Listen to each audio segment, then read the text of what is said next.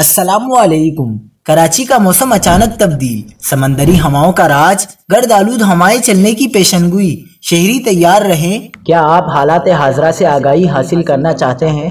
خبر کے پیچھے چھپے اصل حقائق جاننا چاہتے ہیں تو ابھی سبسکرائب کیجئے جلمل پاکستان کو اور ساتھ ہی گھنٹی کے نشان پر کلک کر دیں۔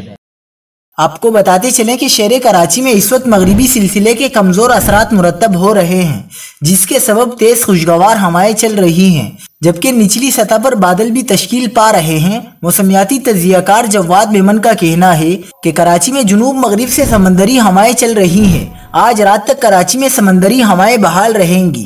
موسمیاتی تجزیہ کار نے کہا کہ ہوا میں نمی کا تناسب زیادہ ہونے سے خشک موسم میں کمی آئی، فضائی معیار بھی بہتر ہوا ہے۔ موسمیاتی تجزیہ کار جواد میمن نے مزید کہا کہ کراچی میں ہفتے سے شمال مشرق سے خشک اور گرد آلود ہوائیں چلنے کا امکان ہے۔ ہواؤں کی تبدیلی سے ہفتے کے بعد 4 سے 6 دن کے دوران موسم خشک رہے گا۔